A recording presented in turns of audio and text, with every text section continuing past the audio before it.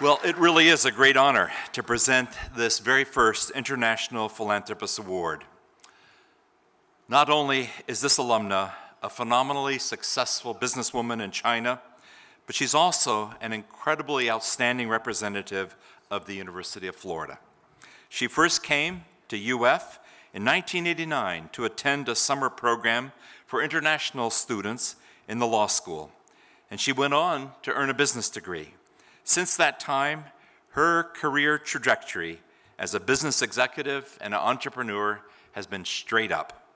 Today, as the co-president and CEO of the world's #2 online travel agency, she is one of China's most successful female corporate executives. In fact, Bloomberg News recently reported the company that she leads handles 80% of all of the world's online booking transactions. To put her achievement in perspective, only 1.4% of NASDAQ-listed companies in China have a female CEO, and that's rarefied air. It was her experiences here at the University of Florida that compelled her to establish a program that provides, here at the University of Florida, financial aid and international training to business and law students. And by offering scholarships to deserving Chinese students seeking to study at the University of Florida, as well as to support UF students' externships in China, she is strengthening this important partnership. Her $3 million gift is boosting the university's reputation as well as expanding our global preeminence. In establishing this program, she sought to honor law school professors Joe Little and also Fletcher and Nancy Baldwin, who became like family to her during her years here in Gainesville. And it is indeed a true honor to announce the winner of the first International Philanthropist Award at the University of Florida, Jane Sun. Jane, please come join me.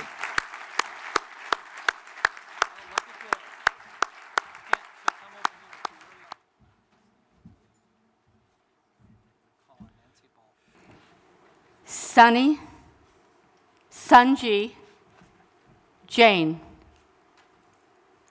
I speak for this young woman who has made this wonderful transition from a student in our international law program to the CEO of a fantastic Chinese business. She is adaptable, inquisitive, eager, attentive, organized, a leader, caring. I first met Jane, known to me as Sunny, the summer of 1989, when she came to the University of Florida as a child. She looked so young that the children in my neighborhood would come to the door and ask if she could come out and play. And she did.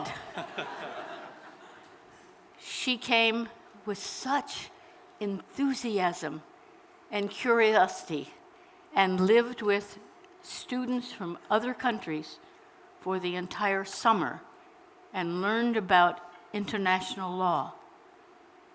At the end of the summer, she had thought she might go to law school, but you have to have an undergraduate degree in order to be accepted into law school. So she couldn't go to law school, but she was accepted in the business school. But she had no money, and she couldn't go back home, so she came to live with the Baldwins. And we have loved her as a daughter. I have a daughter in the audience this evening, but my two daughters are both wonderful, a daughter and a half-daughter. And I worried because when she came to live with me, she said, and set the boundaries very clear, "May I call you Mother?"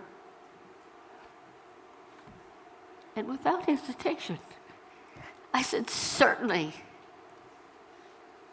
And I have been the mother of a half-child for more than 25 years because she has been like a wonderful daughter to me, very caring, very sensitive, very much of an American family.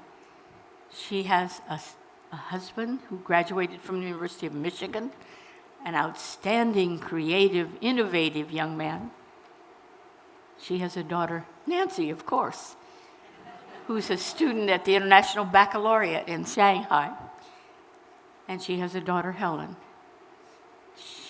I wondered and was very frightened almost that what would her mother say if I was pretending to be her mother? But her mother is wonderful, as is her father. They're both very well educated and lovely, supportive parents of Sunji. But she was Sunny, always to us. Sunny and then Sunji.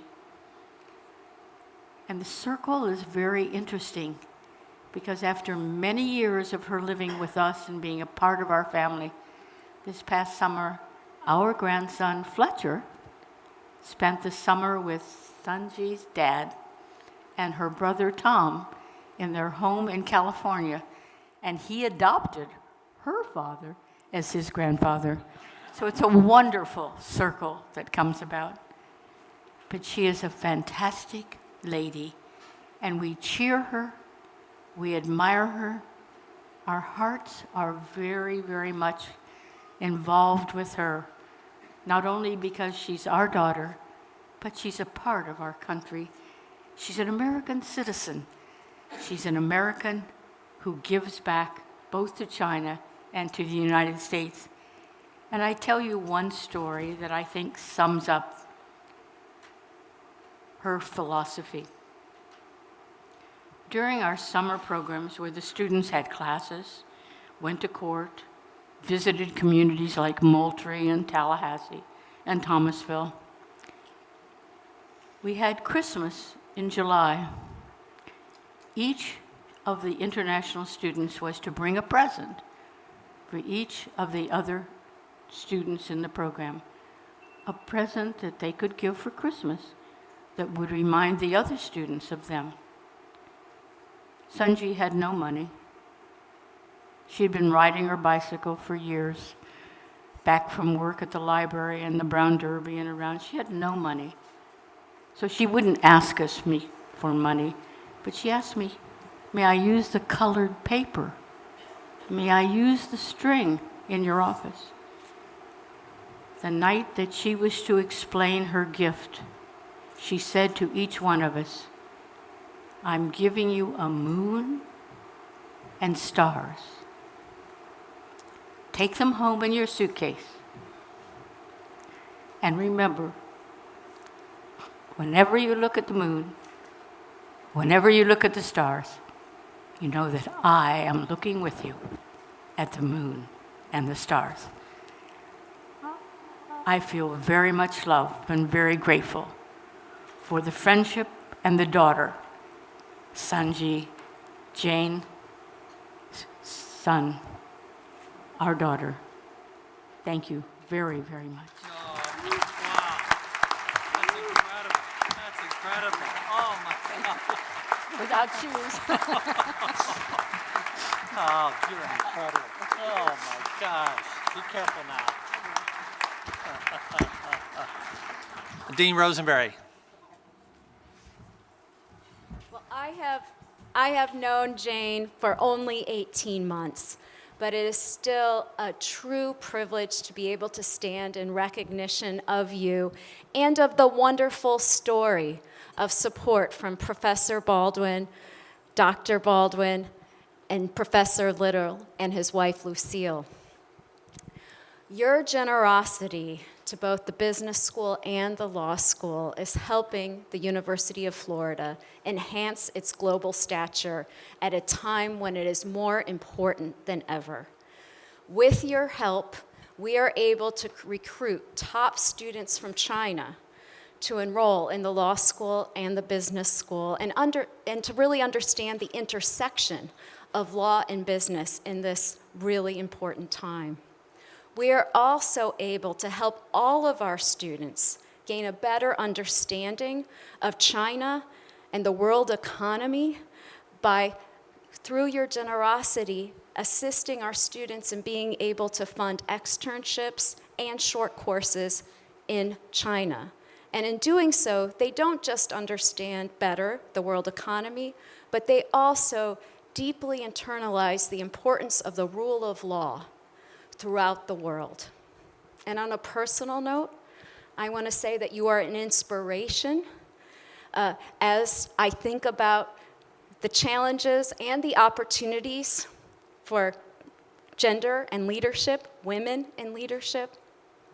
I truly enjoyed talking with you about those issues, and I look forward to joining you in longing for the day when we are no longer referred to as women leaders, but simply leaders. Thank you so much, Jamie.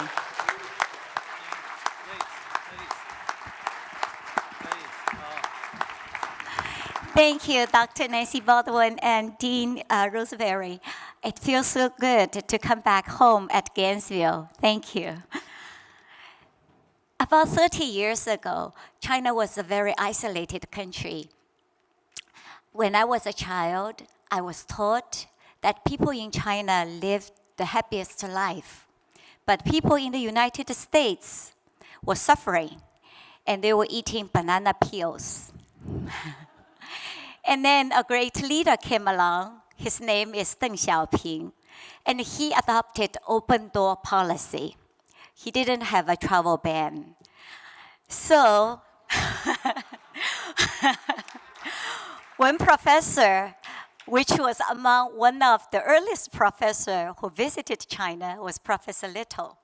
He came to Peking University, and I rode bike with him to visit the Great Wall because that's the national pride. And I was so curious about the United States. And I asked him about what is the segregation of duties. And when he returned, during the Christmas time, he sent me a gift. It's a book of the American government with the segregation of duty explained in that book. And I still kept it with me. Included in the book, there is an air flight, a ticket, coming to the United States to see. And I was so touched for the generosity. When I came here, I attended a course, a short-term course, Introduction to American Law, taught by Professor Baldwin and organized by Dr. Nancy Baldwin. And I still remember the first class, Professor Baldwin taught us, we the people. What is the United States stand for? Freedom and acceptance for the people around the world. And I was so poor because at that time, every parent make the same money in China, which is 100 RMB, equivalent to 15 USD per month. But Professor Baldwin and Dr. Baldwin and their daughter, their son, were so kind to me. They treated me just like their own children, their own brother, or their own sister. So for a couple of years, I lived there. In the spring, we would plant garden together. In the summer, we went to beach house. In the Christmas time, we decorated the Christmas tree together. Although I couldn't see my parents for 5 years, but my life was full of love from them. So Chinese teaching is when a child is young, parents take care of her. But when parents are getting old, children take care of their parents. That's Confucian's teaching. So as a good child, Chinese kid, I told Professor Baldwin and Dr. Baldwin that I want to take good care of them when they get old. And they said, Sunny, you don't have to take care of us. But when you are able to, you can help the students who study so hard, but who need help. At that time, I was only at age 19. I was penniless and very poor. But I had a big dream that someday, when I'm able to, I should help kids just like me, give them love, let them strive, give them hope. So with this scholarship, I hope the international students will have great opportunity to enjoy their dream in the United States. And with this scholarship, I hope the Golden Gators will expand their brands in China bring the best talents to the United States. I think everyone from the United States, everyone from China, everyone around the world, when we look at the sun, look at the star, look at the moon, we share similarity. We are all humans. We love our families. We love peace. We have a mission that we need to promote peace around the world. So with this scholarship, I hope the circle of love spread around the world. And thank you for this great opportunity. Thank you. Oh my gosh, that was incredible. Oh, you are fabulous. Want to sit down here and we're going to